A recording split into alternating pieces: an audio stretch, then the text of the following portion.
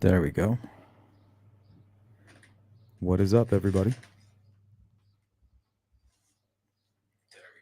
Little technical issues here. There it is.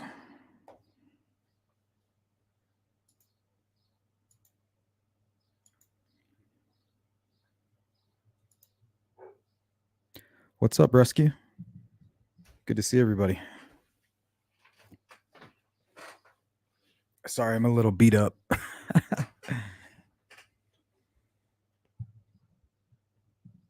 Let me know if you guys can hear me okay.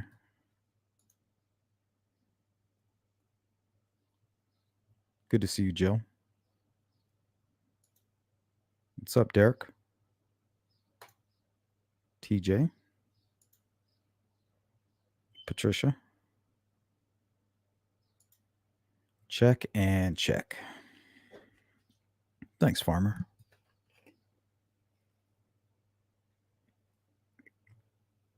Robin Quivers. Yeah, let's have a serious talk.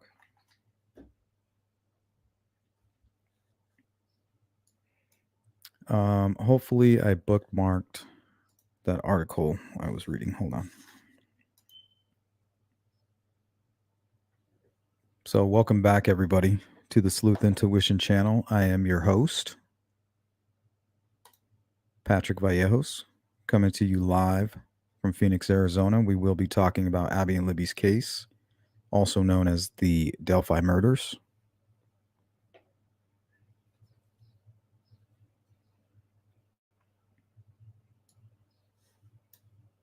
And we'll get going here in just a few. Thank you, Patricia. Nana73, how are you?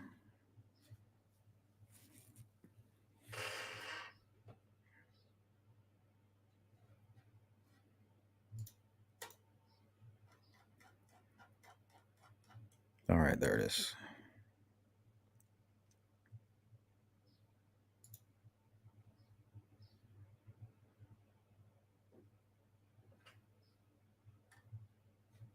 This is just something from ranker.com.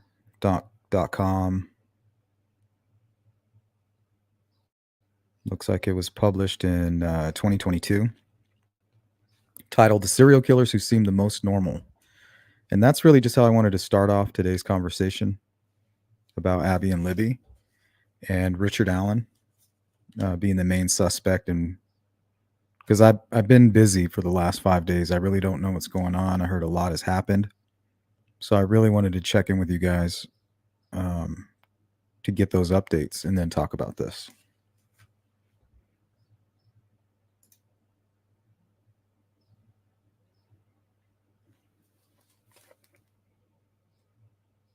Oh, I was like, what's that noise?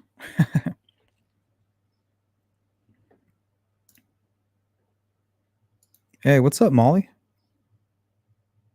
Oh yeah, it was awesome. I got tons of footage for you guys too. That's why I'm all burnt up. I'm going to show you guys how to track deer. I did it live. It was pretty cool. Also, our camp was stalked by some timber wolves, so that was nice.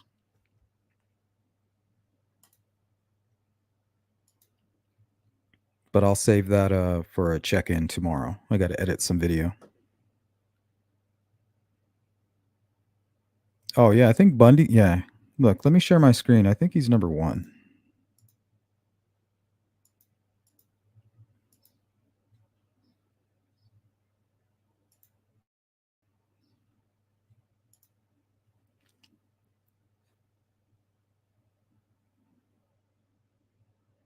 And I mean, how much do you really know about your neighbors?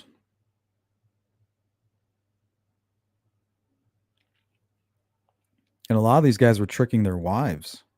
I mean, why the hell would a neighbor or anybody or a pool hall buddy? I mean, this is kind of a conundrum when it comes to Richard Allen. It's like everybody says he's a good guy, but does a good guy go around killing? No, but people who you presume to be good but are actually evil go around killing people. They make an effort. They're chameleons. They know they're different. They make it a full-time job that you don't know what's really going on up in their brain. That's why they seem so exhausted all the time. I don't know. Is that a sociopath? I gotta rehydrate. Hey, what's up, D? D Ashley is in the building. Welcome in, D. So here it is. Ranker, the serial killers who seem the most normal. And we'll go over there's not a whole lot. It's like little brief paragraphs. But let's see who we got. H. Holmes. It's old school. Look at that mustache.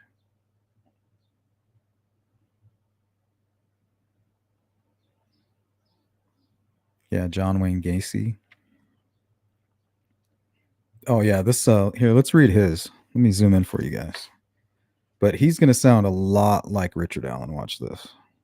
Guarantee it. Oh shit, why do I do that? Wrong screen. Got too many screens over here.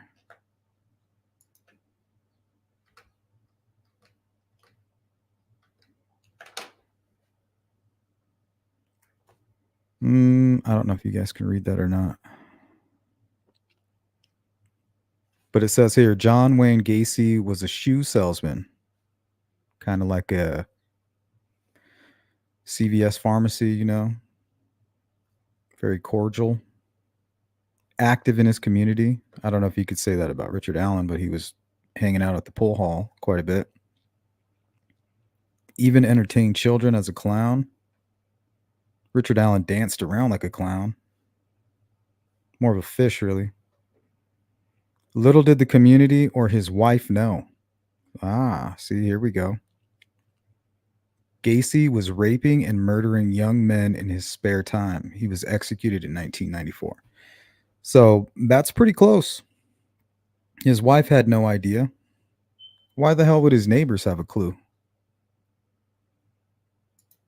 Oh, we just got sponsored. Thank you, Mustang. I really appreciate that. Thanks for sponsoring today's live stream.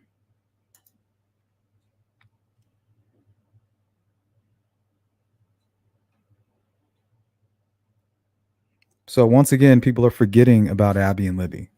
So let's say Richard Allen is innocent. You're still not going to fight for Abby or Libby and justice for them. Now the fight's about him. You know, I hope he gets a fair trial. I don't have control over that anyway.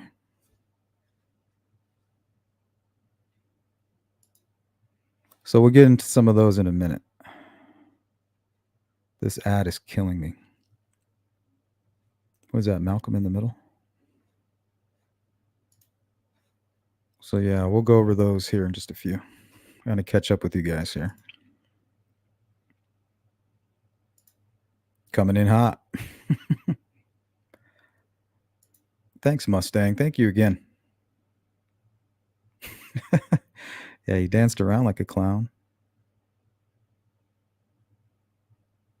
He was the quietest person ever. Yeah, that's what gets me, dude. That is what gets me.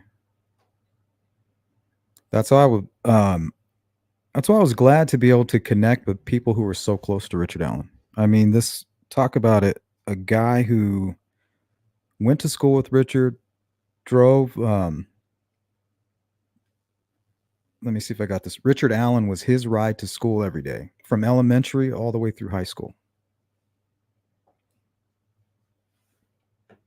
Sat in the back seat, didn't say one word.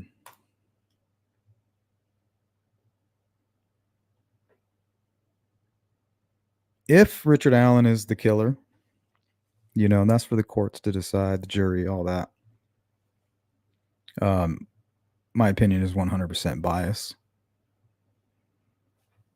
I mean, it is what it is, right? But if he is the guy, I mean, there's a chance nobody saw any signs. I know with Jeffrey Dahmer, a few people called the cops or whatever and told them to watch out.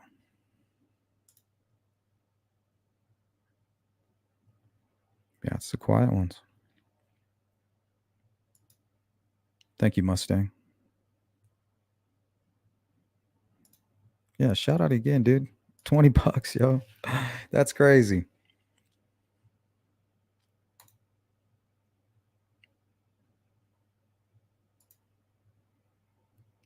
Kara, how are you? A Sleuth, his very nice crew, West Coast. West Coast Kara. West Coast.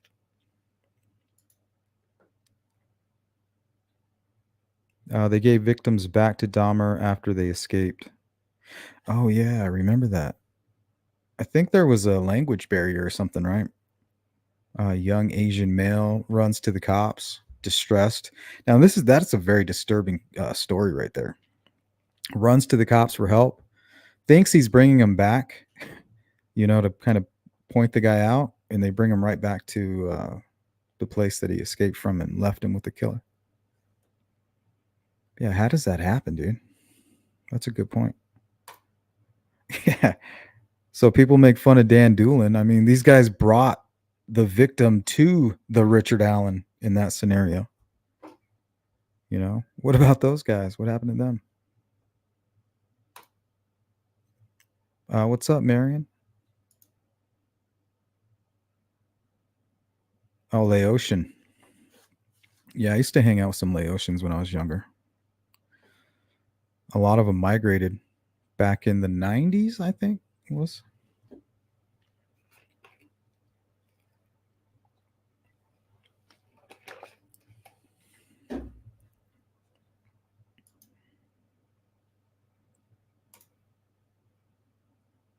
Yeah, drugged. That was his thing.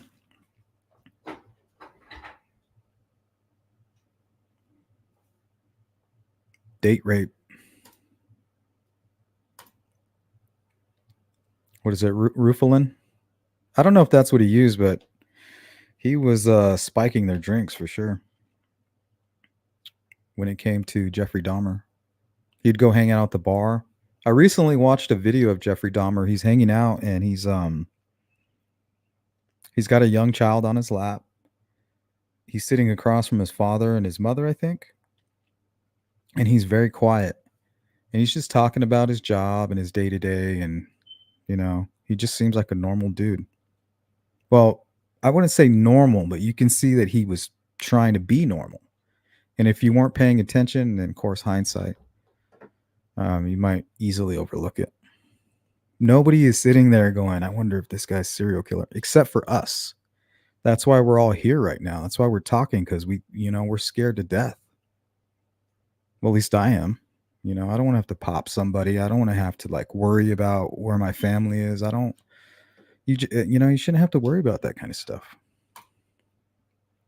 It's just too much. I'd rather come here, vent about it, learn about it, share what I've learned, learn more from you guys.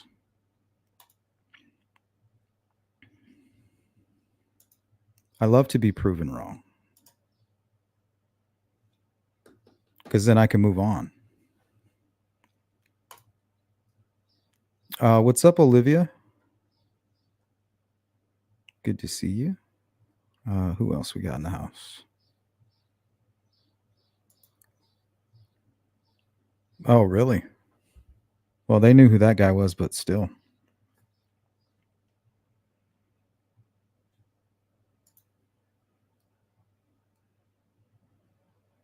Thanks, Marion.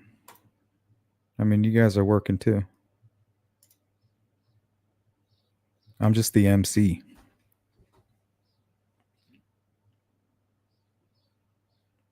The master of ceremony. What's up, Robin?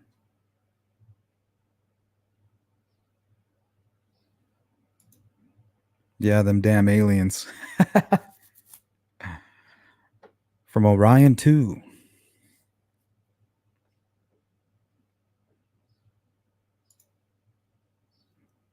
That's in the Fofa Nebula.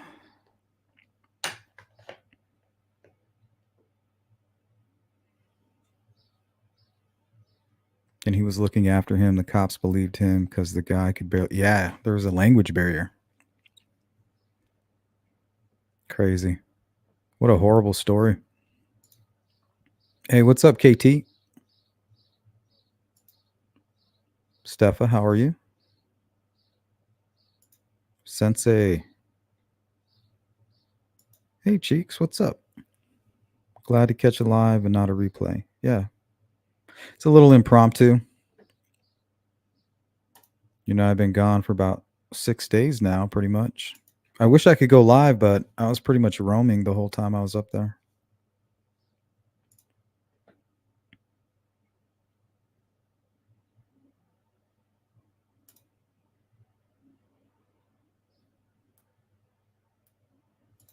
Hey, what's up, Don Spain? Yeah, I had a great trip. I'm gonna check in with you guys about that tomorrow. I got a whole probably 2 hours worth of footage once it's edited down, and we'll just play it in the background and we'll chat. We'll hang out. But I want to kind of get an update from you guys. I heard there was what was it? One of Richard Allen's cellmates was saying that he tried to hang himself. That is not good.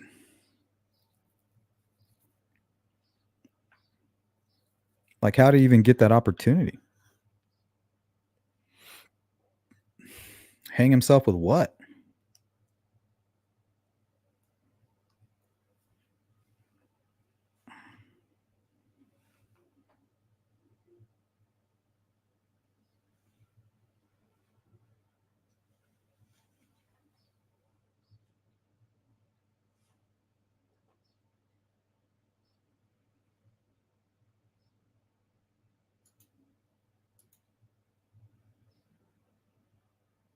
Oh, yeah, the stars were beautiful up there. Just give me a second, guys.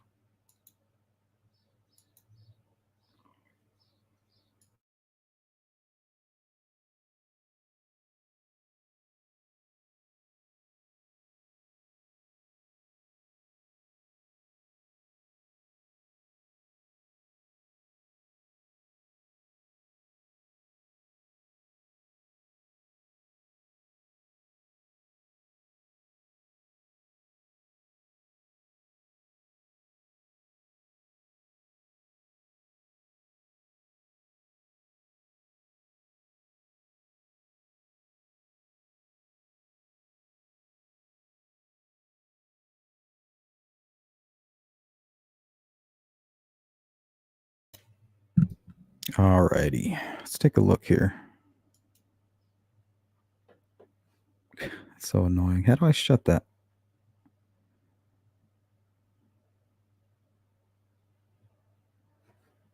Oh, I'll just read them to you guys.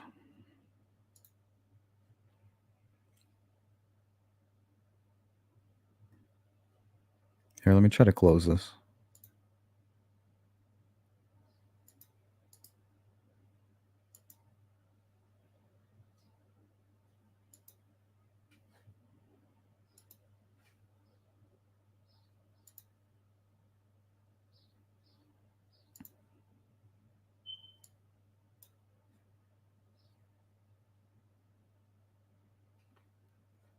Oh, well.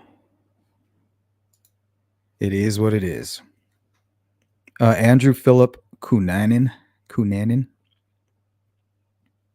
Although technically a spree killer, not a serial killer. And there's all his mugshots. Look, he looks like a normal dude. He looks like the guy who would give you medicine at the CVS or at the photo lab, especially this one right here in the middle. Hey, Andrew.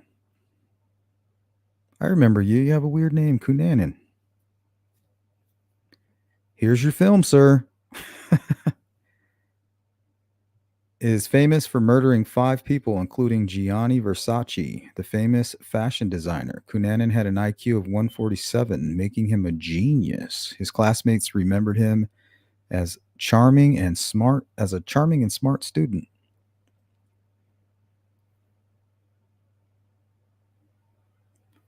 Smart like a fox. Richard Angelo. Richard Angelo was a well respected nurse, volunteer firefighter, and even an Eagle Scout. His obsession with being seen as a hero led him to poison his patients in order to revive them. He ended up killing several people by injecting them with toxic and paralyzing drugs. Sometimes I wonder if that might have happened with the Flora fires and it didn't go as planned, maybe.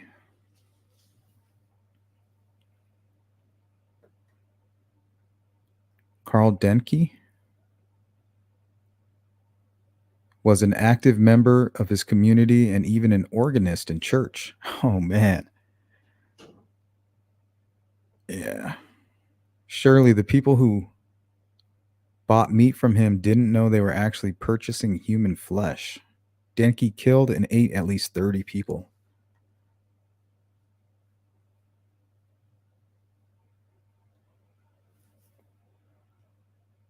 Born in Poland. Dennis Nilsson was a proud military man, having served in the Royal British Army for over a decade. He also killed and ate around 15 men. He was caught when his drain. Oh, I remember the story. His drain clogged up with the human remains. He flushed down the toilet. Actually, I don't think it was his toilet. I think it was his garbage disposal. And he called a plumber, and they found human bones in the pipes. If that's the same one. Albert Fish.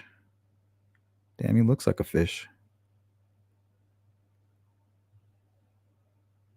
He looks like one of those deep sea fish that kind of hang that little light out here. They kind of lure you in. The hell's the name of those things? To the outside world, Albert Fish seemed like a normal husband and father of 6 children. It was a shock when Fish revealed that he had raped, killed, and ate hundreds of children. Jeez. Philip Markoff, Harold Shipman. Harold Shipman worked as a doctor in England and was considered an authority on the subject of mental illness. He's like, trust me, I know what I'm talking about. He popped up in the documentary World in Action, 2004, which was about helping the mentally ill. Shipman killed hundreds of his own patients. He killed himself in 2004. Jeez.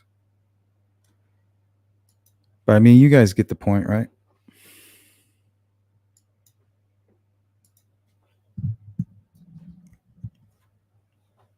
These guys are smart enough to know, like, hey, since they were a kid, ever since they stepped out onto the playground, they knew, like, I'm different. There's something different here. Why are all the kids pointing at me? Was I not supposed to do that?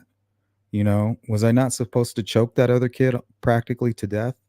Who was it that stabbed a guy when he was 9? Is that Gary Ridgway, the Green River Killer? When he was 9, he walked up to another kid and just tried to kill him, stabbed him from behind, I think in the side or something. I don't even think anything happened to him for that. No, was it Gary Ridgway? Hmm.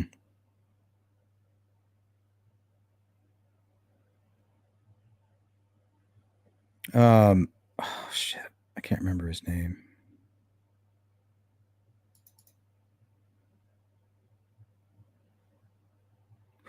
Is it Robert Hansen? Is that the guy in Alaska, right? I think that's him. I could be wrong, guys. Robert Hansen, I think is his name. But that might have been the guy who did it. It's either Gary Ridgway or Hansen. Oh, Mustang says, yeah, Gary Ridgway. Yeah, this dude, Gary Ridgway, would show his victims, he would open up his wallet and he would show them, like, look, here's my ID. I'm not lying. And there would be like pictures of his kids right here. That way his victims would instantly feel comfort. Now that's a pre-planned action. very proactive. And I get those vibes from Richard Allen if he's the killer, right? Him talking to Dan Doolin, very proactive. Him using his attorneys, knowing damn well that they want to be on this case, very proactive. Everything he's done. I guarantee all his close relationships, he's been slowly planting seeds, and just watching them blossom into them not coming forward. He made it a full-time job, I guarantee it. This account, what's up? Ramirez, who was never normal in any sense. Hell no, that dude was crazy. Was convicted of a child murder when he was already convicted. A lot of people know what he did to kids in the spree, but not that he killed any.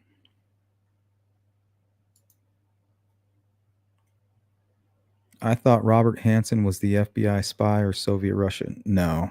Here, let me see. I probably still have his file handy. Oh, hold on, I got text.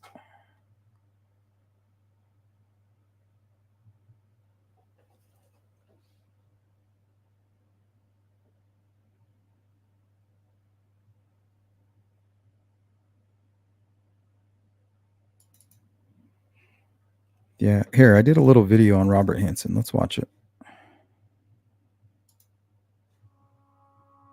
She had to play out my fantasy.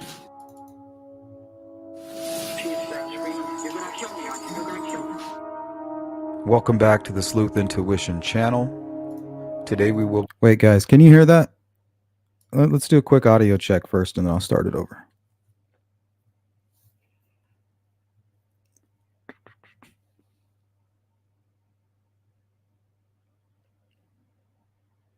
Did you guys, were you able to hear that audio? Thank you, Farmer. She had to play out my fantasy. She starts screaming, "You're gonna kill me, aren't you? You're gonna kill me." Welcome back to the Sleuth Intuition channel. Today we will be discussing Robert Hansen, the Butcher Baker. The majority of the information from today's video was pulled from historydaily.org. The link is in the description. Between 1971 and 1983, Alaskan baker Robert Hansen killed at least 17 women. Although he was only convicted of 4 murders, each were carried out the same way, with the same brutal precision. Hansen's story isn't of someone who went down the wrong path. It's the story of the real-life boogeyman.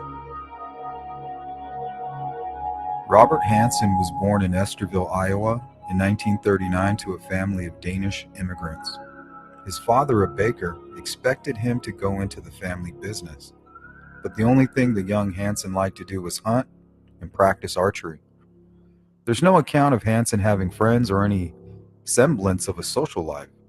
Hansen later said that he was rejected by the young women in high school and mocked for his stutter pushed him to fantasies of revenge. The calm before the storm. Starting in 1957, it looked as if the Army Reserves could offer Hansen an escape, but he was discharged after just a year. After he returned to Iowa, he worked as an assistant drill instructor with the Pocahontas, Iowa Police, and even married a woman that he met on the job. From the outside, it looked as if he was finding his footing as an adult and letting go of his anger from the past. But this was just the calm before the storm. On December 7, 1960, police picked up Hansen after he burned down the Pocahontas County school bus garage, an act he blamed on the mental anguish he endured in high school. He only served 20 months of a 3-year sentence, and by the time he was released, he was divorced. Looking for a change, he fled to Alaska. Stops and starts. In 1967, moving to Alaska meant starting over from scratch. No one knew about any part of his past, and Anchorage was a small community at the time, so Hansen easily blended in with his neighbors. He remarried, started a family, and opened a bakery, just like his father always wanted. 5 years after he moved to Alaska, however, Hansen was arrested first for the abduction and attempted rape of one woman, and then the sexual assault of another. Altogether, Hansen served 6 months in prison before he was remanded to a halfway house. Emboldened by his ability to walk free after two heinous crimes, he started his killing spree in 1973. Very specific prey. Every killer has a modus operandi. Jeffrey Dahmer picked up men in clubs before taking them back to his apartment and killing them. Ted Bundy wore a cast and preyed on brunettes who were kind enough to offer him help. Robert Hansen kidnapped sex workers, flew them to a remote section of Alaskan wilderness, and hunted them. Hansen is far from the only monster to target sex workers, and there's a reason for that. Police are less likely to investigate their deaths as thoroughly as they otherwise might. In Hansen's case, they were also readily available. Construction on the Trans-Alaska Pipeline turned many cities into boomtowns in the 70s, and sex workers followed the money. When they went missing, it was generally assumed that they left for greener pastures, not that they were being hunted in the wilderness. Initial blunders. Hansen's first murder didn't go well. Following his arrest in 1983, he told authorities that in the early 70s he picked up a sex worker, and as he was driving her out of town, he pulled a gun on her. He didn't expect her to fight back. Hansen and his victim tussled in the car, but after he stabbed her in the neck with a knife, things came to a quick end. No one knows if she succumbed to her injuries in Hansen's car, but he didn't have time to fly her to the woods. Instead, he dumped her in a shallow grave where she stayed until 1980. Hansen didn't know her name, and by the time she was discovered, no distinguishing features could be detected. After the near disaster of his first kill, Hansen learned to be more cautious. Although his method changed little, it's not as if Hansen was operating in complete secrecy at this time. In 1976, he was arrested for shoplifting a chainsaw from Fred Meyer, but after appealing the sentence, he was released. Later, he was arrested for assault. Following his final arrest, a judge told the Associated Press, "This gentleman here has been known to us for several years. We've turned him loose several times." The one who got away. Soon enough, the bodies of young women started to turn up along the Nick River and Figure 8 Lake. The authorities were certain that they had a serial killer on their hands, but they didn't have any leads until they were approached by Cindy Paulson, a teenage sex worker who Hansen kidnapped and sexually assaulted in his home.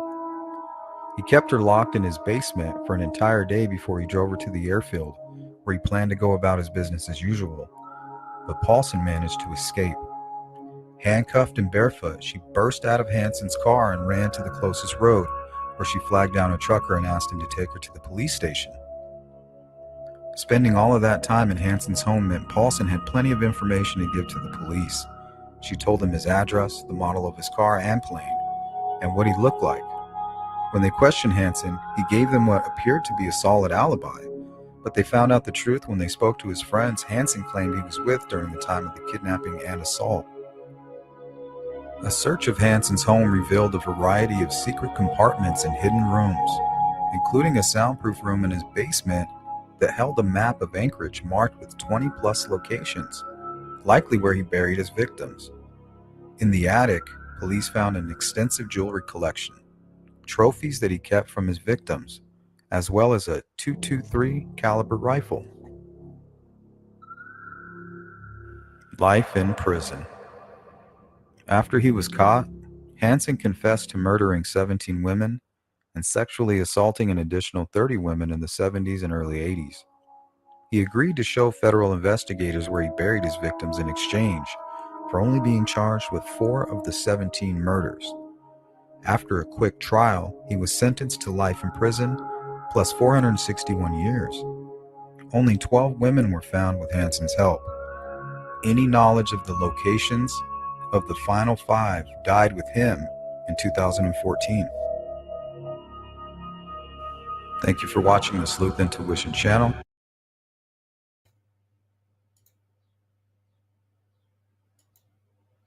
So yeah, I mean, this guy was pretty much hiding in plain sight too. He tried to, anyway. And once he realized he couldn't hide, he went to a desolate location.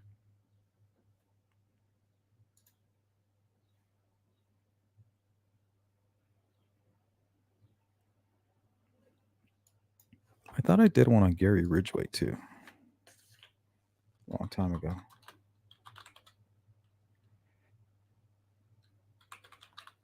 Oh, I did, huh? I think it's on my YouTube channel. Hold on.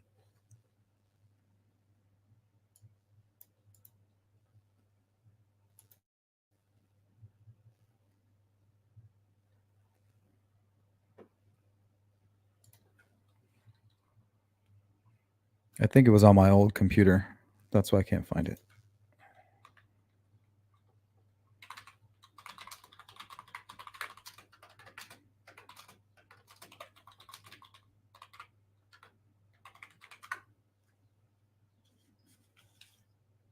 Yeah, I titled it Gary Leon Ridgway, the Green River Killer. Oh no, this is a whole live stream. At Vistaprint, we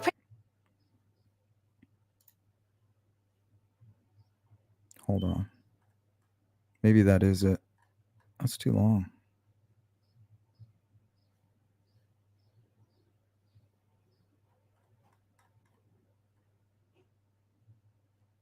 Nope, guys. It looks like I did a whole live stream on it. But oh well. Can always go check it out. He's a strange guy. That's who they made the Silence of the Lambs movie about. Him and Ted Bundy.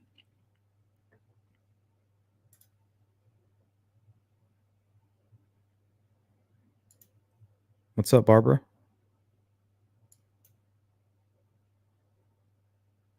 Mary Flynn. How are you? Anchorage, yep.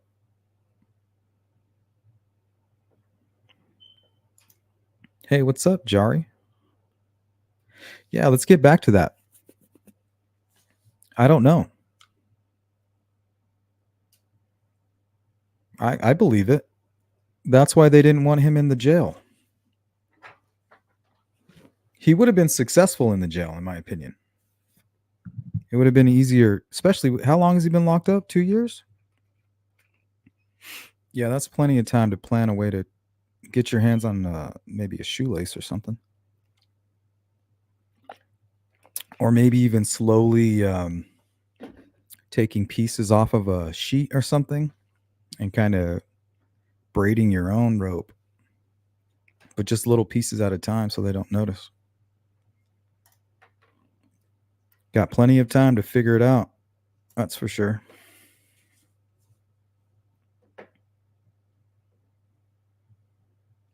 This account, I don't know. We know that if you go back, we did a live stream about what the FBI was reporting. What was it? Over 500 unsolved murders on U.S. highways. And they have dozens of suspects. And the majority of those suspects are truckers. And the majority of victims are young runaways, hitchhikers, but the majority are sex workers. You know, they go from town to town, or when they disappear, they've been away from their family so long, they've already been looking for them. But now their friends are like, oh, I don't know, I thought she just went back home.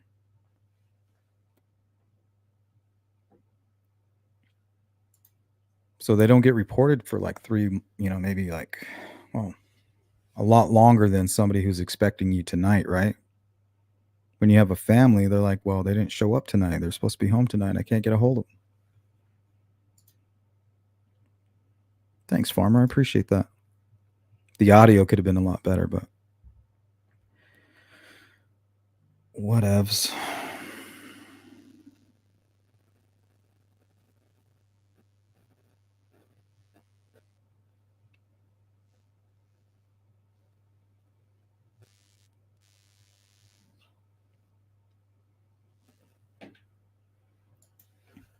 What's up, Steph?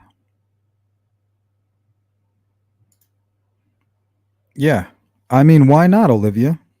If you're a madman, psychopath, killer, and you're just fantasizing all day, okay, how am I going to get away with this crime? You're also going to be saying, okay, well, if I'm going to get away with the crime, I can't go around talking about murdering people all day, like, oh man, I'm really fantasizing about really harming somebody today. Everybody's going to be like, what the fuck? You know, that's what they did when they were kids. Like, why don't we just cut it up and eat it? And then the teacher, the kid, the preschool teacher, and all the kids are like, and then they tell the parents, and then the parents punish the kid, and then the kid's like, okay, I can't do that. you know, like I can't talk like that. Like, what the hell? Is that not normal? They're like a whole different species, really. Or they're missing something, and it usually comes from unknown abuse, even when they were babies, stuff like that.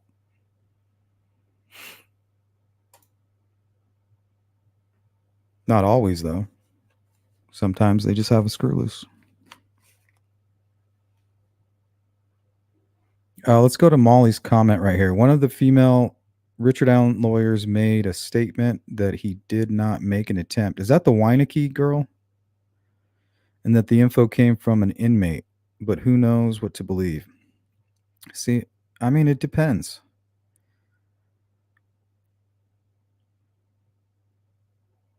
I always say you just got to take it with a grain of salt. Credibility, right? That seems like the easiest thing to go after in a court of law is somebody's credibility. I mean, anywhere you can go call out anybody's credibility at any time.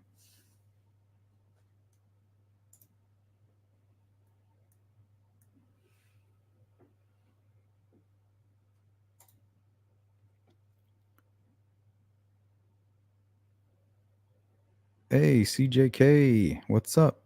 Tech Death, good to see you. Anything I like, welcome. That's super creepy. Hey, Danita. Welcome in, everybody. Good to see you. Oh, Phil Bond's here. What's up? Get some of my fellas up in here. We got the farmer, Tech Death, Phil.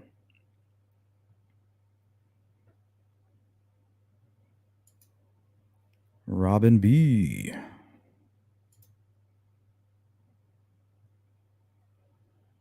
It's a me, Mario. Oh, hey, CJK. Yeah, I had a blast. I had a blast. We're going to get together tomorrow. I just got to edit down some video and stuff. We'll let that play. But I just wanted to get back to what we were talking about and how we're kind of losing focus of what's really going on, regardless of what Richard Allen's part was in the murders of Abby and Libby.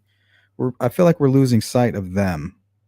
Okay, let's say that he's found not guilty or hung jury or whatever the case may be, and he's walking free. What about them? They still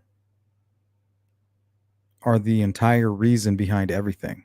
It's like they're not even there anymore. It's like you had Abby and Libby over here, and this entire other creature was created over here to the right, and all of these dark energies just circled in here, right? And they're all in there. And outside of that little thunderdome, just outside, is the real victims, the families, Abby and Libby, and it's all based in reality.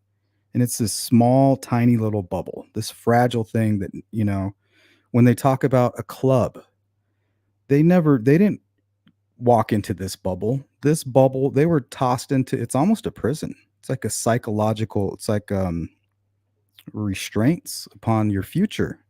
It's like if Richard Allen didn't know, not only did he take away Abby and Libby's future, but he tainted their families' futures as well.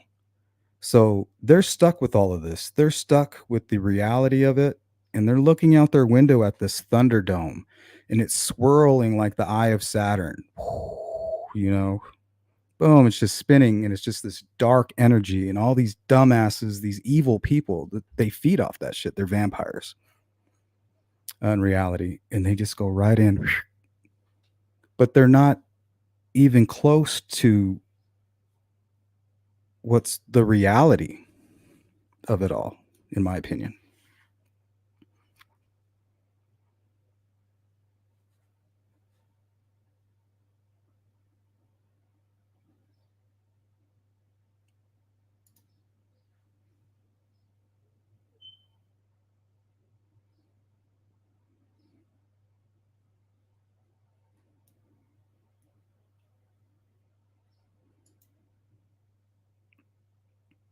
Yeah, they're completely. I don't know if if they're destroyed, because I don't think they'll allow that. God won't allow that. That would be a victory for evil. But there is a future that was destroyed. There's a something that could have been. What does Anna Williams say? And no grandbabies.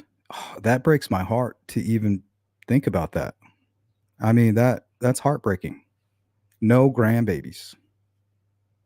So they didn't just kill Abby and Libby, they killed their futures.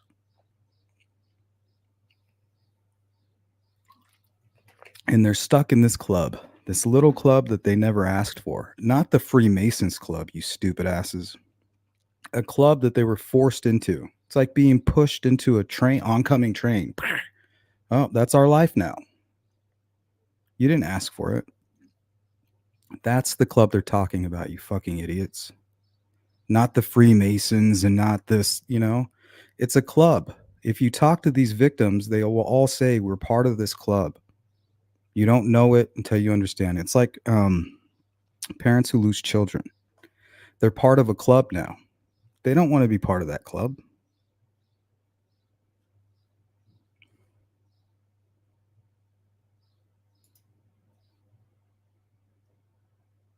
Oh yeah, that I almost couldn't say it, but I was like, stop being a pussy. No grandbabies. I mean, just let that sink in. That is your second wind in life. You have your children, you have your youth, your vanity, your egotistical, whatever you want to call it. And then you get to a certain age where now you get your second wind. You're humbled now. You're smarter, you're wiser. You're looking forward to having grandchildren. You've raised your children the best that you can. And now it's time to spoil some grandbabies.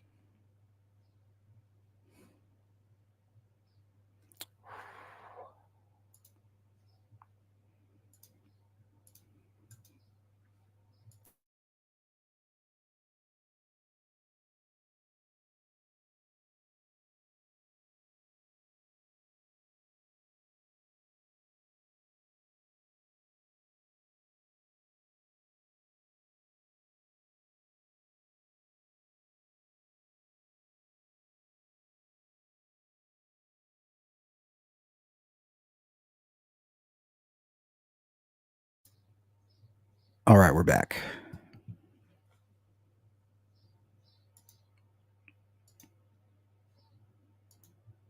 Lost you for a second.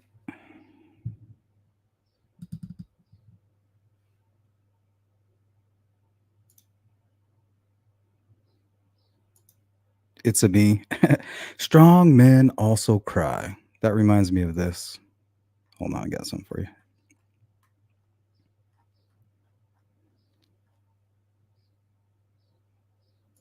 Yeah, well, that's just like your opinion, man. Strong men also cry.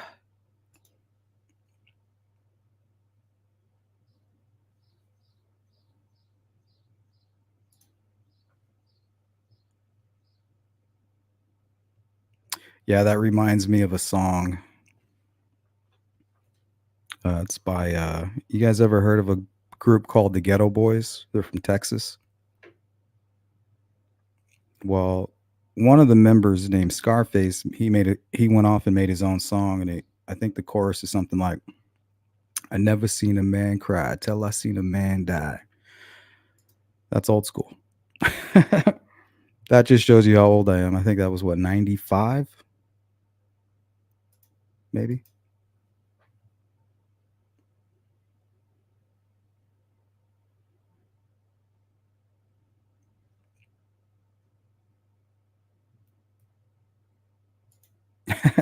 Are you surprised by my tears, sir? Fucking A. Oh, fucking A.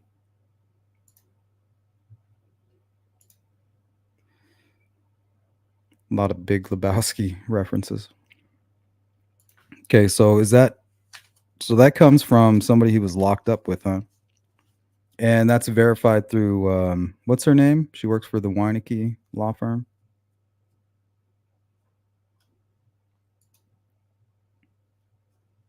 So it's confirmed, but of course you got to take it with a grain of salt. Kind of like when they were trying to use the inmates, right, as witnesses. You can't have it both ways. Also, that goes with, I think Barbara McDonald. I think she interviewed somebody that was locked up with Ron Logan, and he was a really bad dude, but she basically took what he was saying as truth. Got to take it with a grain of salt.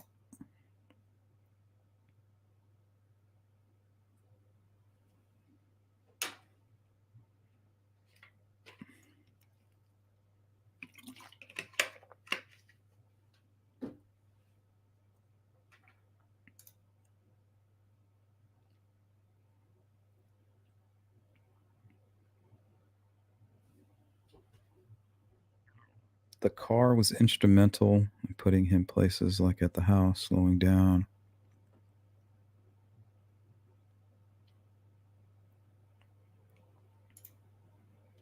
Yeah, probably not.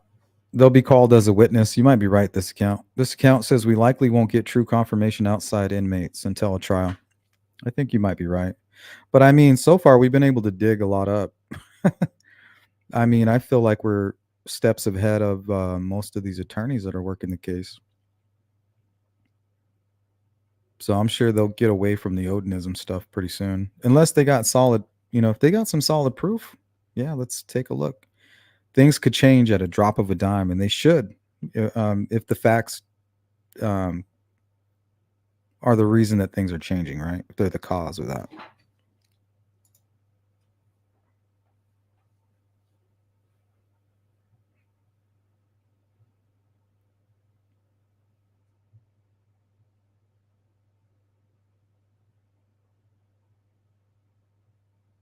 Dang, look at my face. It's all burned up. I was throwing aloe vera all over my face. I took a bath in that shit.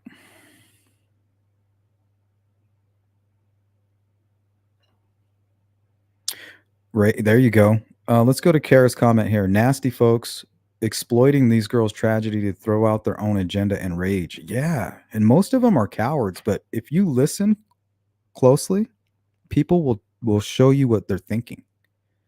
Listen to every once in a while they just spit something out and you'll be like, okay. So just pay close attention. Most times people will tell you their intentions if you're listening. And that's what they're doing. All this talk about Richard Allen and all of this bullshit, it's their way of taking the attention away from Abby and Libby, God's children. Right? This is all about it's a spiritual battle, whether you believe it or not. All this witchcraft stuff and all of that, it's all good versus evil. Believe it or not. And not that I could even try to begin to comprehend any of that. I'm just saying we shouldn't be able to. But with these eyes, that's what I see. What's up, Raphael? You look familiar. Did you used to be a motivational speaker? No. I won a dare essay when I was how old was I? I think I was in 3rd grade. And I had to read it in front of the whole school. And then like 3 years later I was busted smoking a joint. My mom was like, "Oh, only 2 years ago."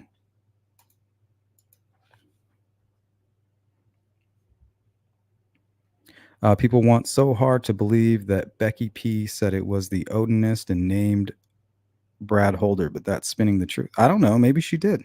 You got to remember this thing went through stages. And they went through stages. They didn't ask for this. They didn't go and ask to be initiated into some club.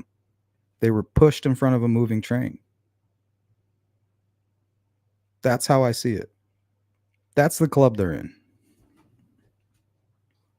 And in that club, you fuck up at first, I think. Just like we did and just like Brad and um, Andy are doing. Oh, his holder, his blah, blah, blah. Maybe, give us something solid, but we all been there and done that, man. Bad Brad, 213. Oh my God. 213. The girls were killed on 21317. It's like if you look close enough, you can tie anything together. There's nothing solid. Is it suspicious as hell? Yes, we all did it. And I bet you Becky Patty did it too, because she probably had 100 idiots like me going, well, did you look at Brad Holder? Right? Hi, Becky. I didn't want to bother you, but did you look at Brad Holder? Did you know that his boyfriend was, whatever, whatever? And then, like, what the hell? But we knew once that whole Brian Chadwell shit came out, all the families came out and said, hey, look, we're calloused over, you know? We got thick skin now. We're not jumping at every little thing. We're being patient. Yes, it still hurts, It's got to be like a knife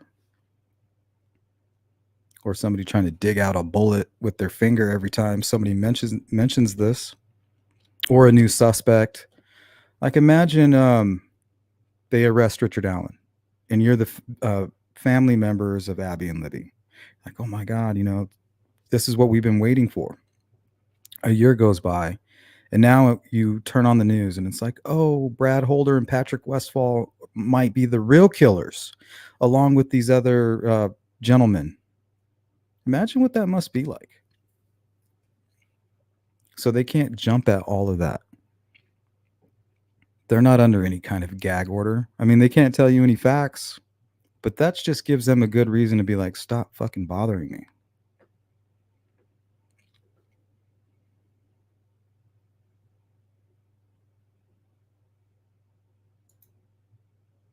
Purdue. Oh, Chandler? No. I'm gonna talk. We're gonna bring him on again. I'm gonna see. I'm gonna email him. We'll see what's up with Mr. Chandler. Mr. Don't forget you're talking to the killer. That was a little kind of, but I don't think that's what he meant. I don't think he realized, wait a minute, you're talking to me right now. I think he had to come and talk to me so that he could let me know that. Catch 22 type deal. It's me says, it's so disgusting what the family have been put through. They're still being dragged through the mud right now. That's why I put Mike Patty up here.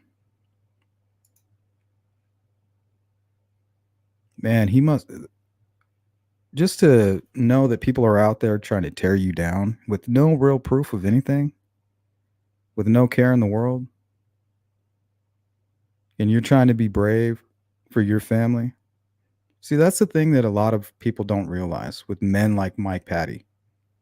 If he doesn't do it, who's going to do it? Once again, pushed in front of a train. There you go, Mike. Good luck being the spokesman. See you down the tracks, Mike. So now he's part of some club. He's Doug Carter owes him all these favors because they're in on the murder. I'm like, fuck you guys, man.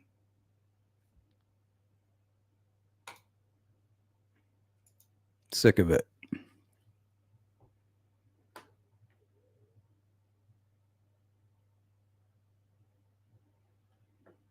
Oh yeah, the Brian Chadwell story is a dark story.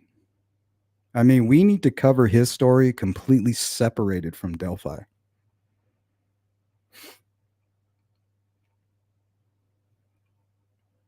You want to talk about other victims? I'm sure there's some folks that we don't know about. That dude was super creepy. Super creepy.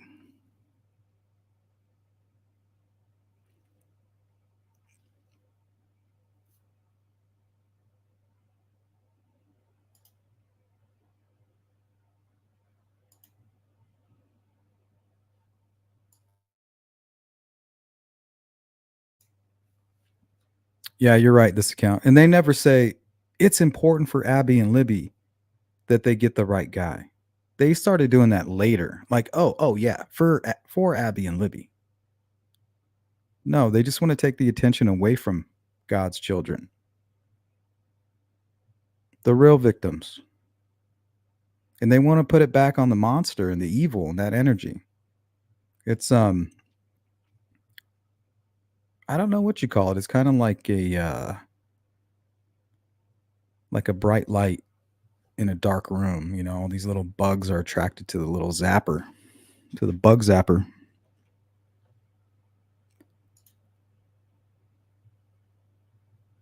Because they're in a lower frequency.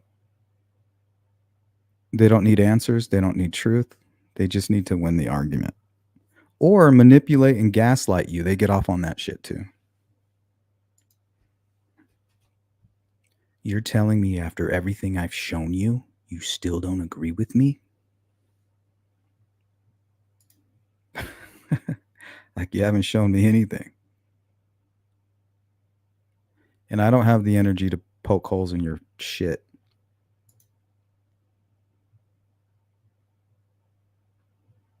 Not literally. Or literally.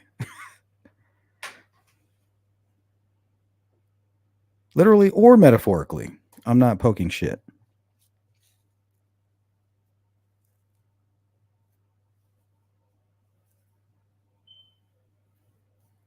Yep. Just like I said, they know they're proactive. And the reason they support Richard Allen is because they either have been accused or they're being accused now. Or they see something in Richard Allen that they can relate to. Like they probably all agree that he's guilty. But how cool. This is what they think. How cool would it be if we got him off? You know? It would be their own little West Memphis 3.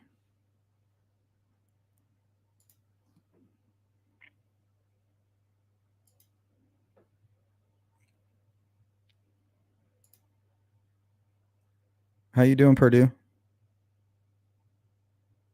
I saw those photos with Adam and Mel. That was really cool.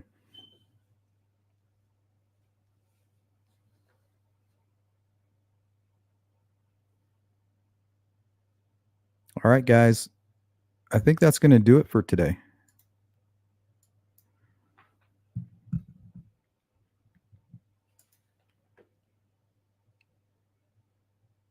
But tomorrow we're going to get together. We'll do another check-in. We can talk about anything. We can talk about Delphi. We can talk about any of the cases that you guys have been looking at. Anything you think I might find interesting. I have a couple voicemails that I need to return from some of the true crime in the morning cases. Some folks, family members of some of those victims and friends want to talk to me. So looking forward to that. Welcome in, Heidi. His lawyers are exploiting him. There won't be justice until those snakes drain as much money out of it as possible. I agree. And if there was a real conspiracy, they would be in on it too. And they would make sure that Richard Allen took the fall. At least that's how I think conspiracies work. We're going to run this great scheme, and then right at the end, we're going to drop the ball.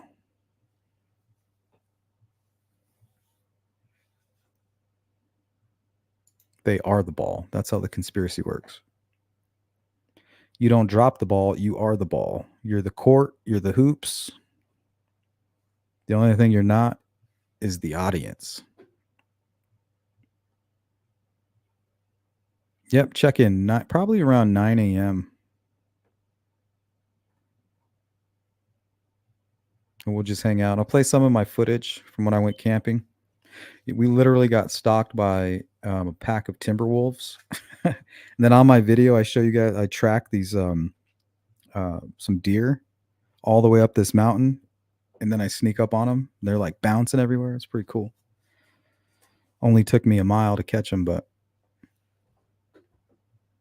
You have to be like downwind.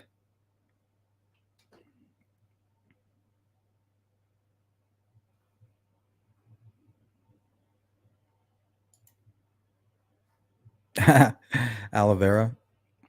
Great conspiracy.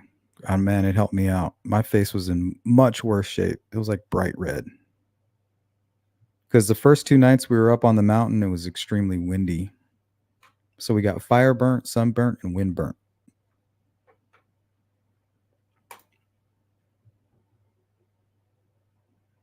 All right, guys, I think that's going to do it. I'll give anybody a few moments if they want to throw something else out there.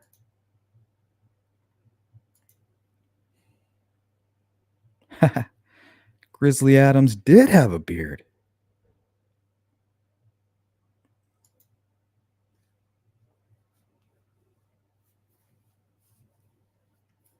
Oh yeah, they weren't gonna let this slip through their hands. It's like that Eminem song.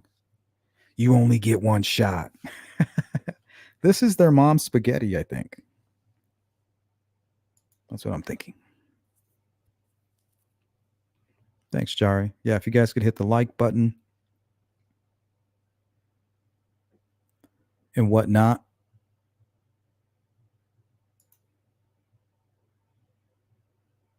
Thanks, this account.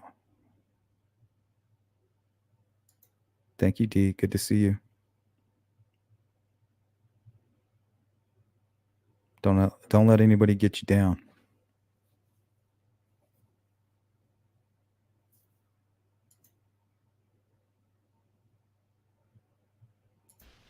It'll get worse before it gets better.